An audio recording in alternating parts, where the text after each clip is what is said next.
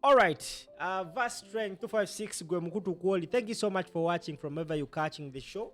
Kaneno kagenda kwetaagamu ku bantu abalya ku mitwe gy'engege. Oba tewalya mutwe gwa ngege, kano kaleke kayinza okuzibuwaliramu. Yes, badde just disclaimer. Tambuza video etuuke kuli muna Uganda. Eggwanga lya Tanzania just a few days ago ndowooza okwosejjo. Yes, on 9th, every 9th they celebrate their independence. Lwe lunaku lwe baafuna ameefuga. Oluvannyuma lw'akalulu mu October 29th, Abatanzania nga bamaze olangirira Samia Suluhu n'omulayiza. Different activists in Tanzania came out and staged nti on 9th of December ku independence tugenda kukola a mega demonstration. Twagala Samia Suluhu aveeko. And of course, very many activists engaged in this and babadde bakipushinga. Ennaku z'omwezi nga 5 ng'ebula ennaku ntono nnyo towards the demonstration.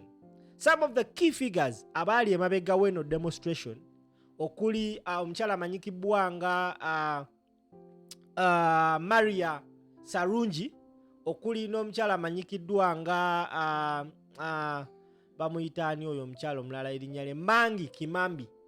These two ladies you are seeing on screen are some of the greatest and biggest social media influencers oba kale ba activists. Mu kulonda, olunaku lw'okulonda olwaliko violence, brutality and the killings that happened in Tanzania, it is believed these ladies n'abalala bessasobodde kumenya, they were so much instrumental mu kulaga ensi what was happening in Tanzania. Remember, internet was switched off. Naye somewhere, somehow, these ladies managed to get footage and shared it to the public or to the world and the international community. Era kigambibwa nti information partly omukulu amanyikibwa nga ono wa CNN gye yakozesa okola documentary eyalabisa Samia Suluhu okutuuka okwekweka mu chupa. It was partly shared by these ladies. Era bw'otunulira emikutu gyabwe gyonna gyaliko nsonga ya Tanzania. There is a video that went viral of this lady Mangi Kimambi ng'akaaba amaziga ku Samia Suluhu abantu be yatta. Now, both of these ladies are successful and rich wealthy women. Mangi Kimambi is not in Tanzania. She is based in the US. Married, she's a model, she gets money mugagga. Naye eggwanga lye limuluma. Byonna byabadde ng'akola abadde asinziira Tanzania n'aweereza ku social media. TikTok ye eri so much viral.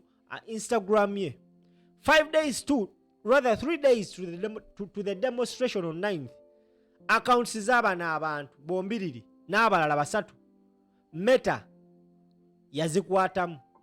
Meta gwe mukutu ogutwala Instagram, Facebook ne WhatsApp. Mangi Kimambi omukyala modo ali mu America. WhatsApp account ye, remember mwabatakimanyi WhatsApp yaleeta account. Soloba ne account wo sharingira information. Nga it's not like personal nga ola bino byenkuweereza. There is what we call an account. Kwa account ye abaddeko ne ba followers bangi. In fact nga mu Tanzania asinga following wa ku WhatsApp. Instagram ye baddeko 8 million followers. Meta yazideletinga. She was banned from WhatsApp and Instagram. Ono omukyala omulala Maria Sirungi ye eyiye finally Meta yamaze n'egikomyawo. It has reinstated it.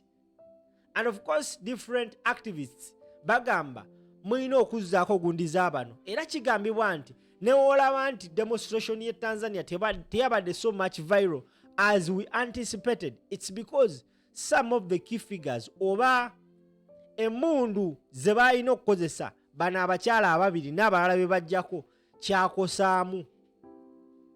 Era kigambibwa, some thoughts say nti government of Tanzania yayogera ne Meta ate byamaze ne bizuuka nti bagamba Meta we mutajjaako accounts z'abaana ababiri bano abasatu tugenda kubaninga Facebook mu nsi yaffe ate nga balina olukusa basobola ogibaninga na buli kati Uganda Facebook is banned fe abagikozesa munansonyiwa neeropye tugikozesa irigale fe tugifuna mu ngeri yaffe naye bannange bino bitandise okunnyumira. So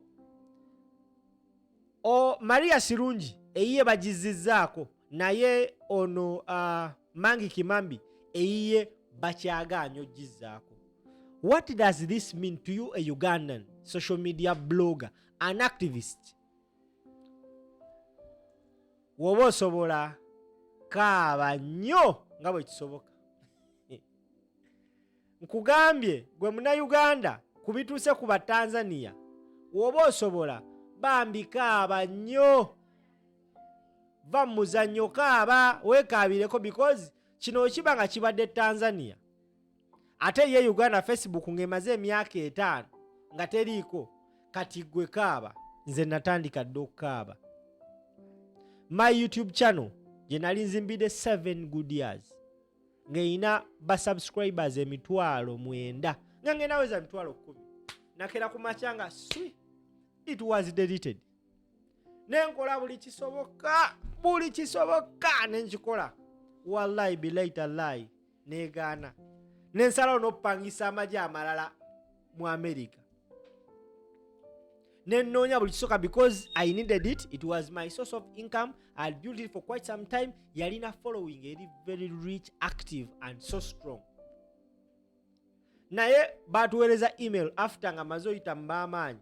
Ne baweereza email ne bagamba omu gwe nayogera naye yaweereza email ne bamugamba nti eyo YouTube channel yagiddwako lwa nsonga gavumenti ya Uganda manyanga UCC Uganda Communication Center yasaba yemu kwezo channel ze baali basaba bajjeko lwa nsonga omulimu gwe twakola mu kalulu aka 2021. So gwandaba woba osobola kaaba nnyo naye Bannayuganda baganda tugenda kaaba because protest teetaaga na Facebook, teetaaga WhatsApp, neitha kila kitu TikTok. Kanoonye, kalonde, kakuume, kabanje, togenda kwetaaga simu. Kati gwasobola kaaba atasobola guma. This is what is happening. So if we are going to the polls in January ngena kuzomwezi 15, expect many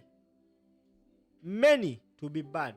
There are some people used to see mukalulu akagwa naye nga tokyabalaba.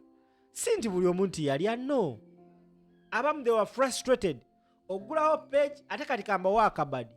Channel kasaba gideletinga ng'okozesezza erinnya anti Empire.